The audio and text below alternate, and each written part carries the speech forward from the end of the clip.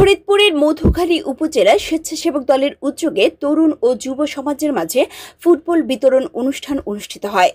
১৯ জুলাই কামারখালী উচ্চ বিদ্যালয়ের মাঠ প্রাঙ্গণ।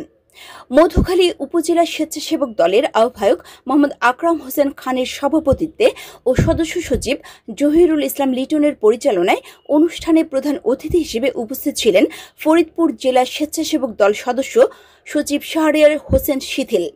বিশেষ অতিথি ছিলেন Chowdhury Rakib Hossain Iran, chairman Kamarkhali union পরিষদ, রাকিবুল ইসলাম সিনিয়র যুগ্ম আহ্বায়ক ফরিদপুর জেলা স্বেচ্ছাসেবক দল, শেখ প্লাবন যুগ্ম আহ্বায়ক ফরিদপুর জেলা স্বেচ্ছাসেবক দল, ওমর ফারুক আহ্বায়ক মধুখালী উপজেলা ছাত্রদল, সাদ্দাম আরিফিন সদস্য সচিব মধুখালী উপজেলা ছাত্রদল, মনিরুজ্জামান মিনার যুগ্ম আহ্বায়ক মধুখালী উপজেলা স্বেচ্ছাসেবক দল, বিপ্লব বিশ্বাস মিল্টন, সাইদুজ্জামান টিটু, সাদেক বিশ্বাস, তাবিব হাসান ইমন, বরকত বিশ্বাস, শিমুল ব্যানার্জি, মেহেদি হাসান, মাসুম আল মাসুদ, রইস শেখ, হানিফ শেখ সহ প্রমুখ উপস্থিত ছিলেন।